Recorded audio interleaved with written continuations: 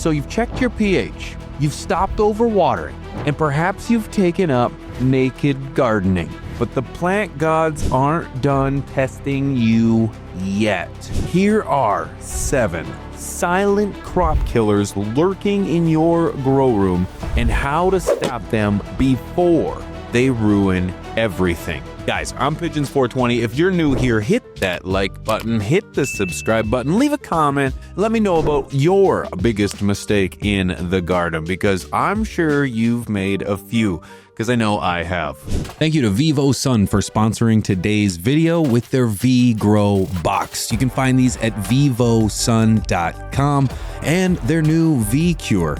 This grow box is great for small spaces and can be controlled from your phone. Everything in one spot. If you want to check out the V-Grow box, head on over to Vivo Sun. You can use promo code Pigeons420 or over on Amazon, Pigeons Coop. Save a few dollars off at checkout, get yourself a box, and grow like the pros. Guys, let's just jump right into it, shall we? 7. Plant trauma.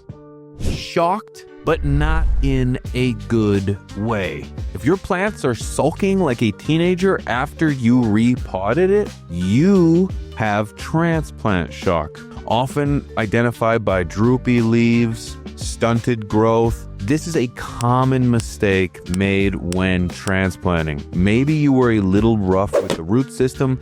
Maybe they got just a little too much exposure to the light. If it is shocked, you might not have any growth. And well, in my opinion, a good way to avoid that is to transplant when the medium is a little bit dry. Try to avoid direct contact with their lights, typically the final lights or sunlight. Try to avoid prolonged exposure to sunlight. Roots grow down deep into the soil for a reason, so try to keep them dark. A little tip for me is when I'm done transplanting, I like to give a very light feed. I like to do so because I believe there are a number of natural de-stressors in the food that the plant will benefit from during this time of stress. So, a mistake to avoid is transplant shock. Give her a chill day, like a post-move movie night. 6, topping too early, or too late for that matter. Topping is like giving your plant a new direction in life. But if you do it wrong, you're essentially cutting off its dreams. Some symptoms of a bad topping, essentially, you're gonna get stunted growth, super tall central stalk with 0 branching, and your bushy plant looks more like a bean pole. Generally speaking, topping after the 3rd or 5th node is going to give you the best results. At that point, the plant is mature enough and strong enough on its own to be able to handle this level of training. Remember, topping is high stress training. If you do it too early, you're essentially introducing too much stress to the plant that it simply can't handle. Rule of thumb, 3rd node, you're gonna be okay. Another rule of thumb is don't top a struggling plant. The plant's already dealing with enough. Don't put it through a high stress training technique. Top a healthy plant. Train a healthy plant, and you're gonna see fantastic results. 5, vegging your plants too long in a small pot. Yes, root-bound plants exist. They don't like it tight. That's not how plants work. Symptoms of root-bound plants are essentially going to be slowed growth despite good conditions. You're going to have yellowing from the bottom up, and your roots are going to spiral like spaghetti at the bottom of the pot. Your roots enjoy spreading themselves out in search of moisture. And if your plant is circling the bottom of the pot, it is not having the ability to spread out in search of moisture. It's going to compete against the other roots for the same moisture content. Leaving your plants in a small pot essentially chokes out your plant and doesn't provide the best conditions for growth. Essentially, if you're going to be vegging for 3 to 4 weeks, upgrade the pot. You don't want to be in a solo cup. In fact, you probably don't even want to be in a 1-gallon pot. I would strongly recommend nothing smaller than a 3-gallon pot for a flowering plant. So keep that in mind. Veg in an appropriate pot size and not for too long. Give your plants room so they can spread out and enjoy the party. 4, no backup for power outage. This can be dramatic.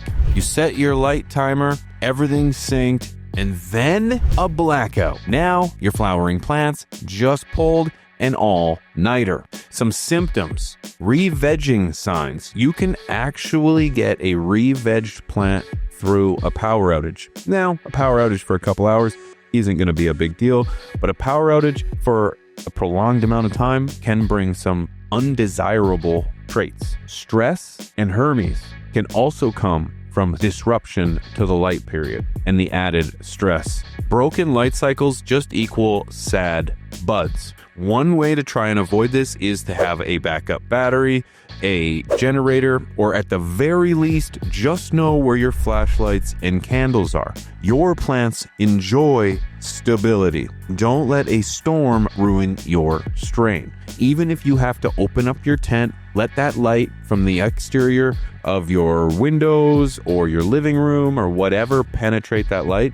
Anything is going to be better than nothing. If you can set up a flashlight or a few flashlights to kind of simulate that light, it's not going to be the most desirable for growth, but it's going to keep the plant from having any kind of added stress that might be detrimental to your end game and the harvest as a whole. So have a backup plan for power outages.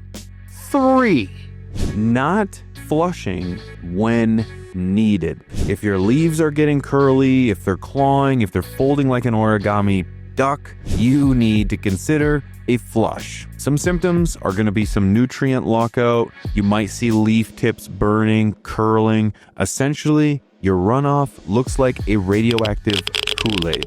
You want to make sure that the conditions inside your pot are optimal always. And the reason for that is because your plants love consistency. They don't like to have swings. And more importantly, they need a very healthy pot. They need a very healthy habitat in their roots. In nature, when the roots are growing and the nutrients are being absorbed, natural rainwater will run through the soil and push nutrients deeper and deeper into the ground, away from the roots. In your tent and in your pot, that doesn't happen. So your nutrients sit and they collect at the bottom of your pot. Therefore, you have a buildup. This buildup can be negative to the growth of your plants. So consider giving a little bit of a flush. Just get some of that salt and that buildup out of the bottom of the pot, and you're going to have a lot less problems. A rule that I like to refer to as back to basics. If you're starting to have some problems and you're feeding right and the temperature and the environment are right, you got to go back to checking things like your EC, your parts per million, your runoff, to making sure that what's going in is coming out and that you don't have too big of a swing. So flush with clean water until the runoff is clear. Doesn't normally take too much water, but generally speaking, within a few gallons, you should be able to get that to run clear. This is like a reset button for your roots. Use it when things go sideways, but with great power comes great responsibility. Are you looking for a new way to control your G Series, SE, and SF Series grow lights from Spider Farmer? Well, now you can with the AC5 Power Strip Kit. You can now connect your Spider Farmer equipment to one power strip. The kit includes the power strip, a temperature, humidity, and light sensor, 3-in-1 soil sensor, 2-in-1 adapter, a 2.5mm RJ12 cables, 3 RJ12 telephone line splitters, and 6 hook and loop clamps. You can connect to a temperature, humidity, and light sensor to automatically dim or turn off the lights based on the detected temperature. If you head on over to spider-farmer.com, use promo code PIGEONS420, you're going to save a few dollars off at checkout, and you're now going to have control over your entire Spider Farmer tent. And thanks to Spider Farmer for sponsoring today's video. 2, harvesting too early. or too late. If you're harvesting based on good vibes instead of the trichomes, you're playing with fire. The best way to determine the quality or the maturity of your harvest is through the trichomes. That's going to give you a good, clear indication as to whether they are too mature, amber, dark, or immature, clear. You want them somewhere in the middle, somewhere like a milky, kind of white, cloudy appearance. That's going to give you the highest level of desired cannabinoids. Now, some like a little more lethargic appeal to their product, so some naturally let their trichomes go a little more degraded, which is going to give you more of that couch lock feel and those cannabinoids that are consistent with more of a body mellow high. Some people like prime THC, prime psychoactive elements of the cannabinoids. You're going to try to range in and around that milky area, that cloudy, milky area. There's people out there that say that certain terpenes grow at certain maturity levels of the trichome, and the longer you let that trichome grow, the more terpenes that either A, it's going to encompass, or the more terpenes that it outgrew. This is kind of up for science to debate. I'm not really one to tell you, but the reality is that a major mistake people are making is harvesting too early or too late. So the buds look good, but smell meh. Don't harvest too late. Pick your high, don't guess your harvest. 1. I want to end with this one because this has got to be one that I see the most, and I cringe when I look at these kind of gardens. Not keeping it clean. Dust, debris, spills, hair, pollens, contaminants, pests, pizza from last week.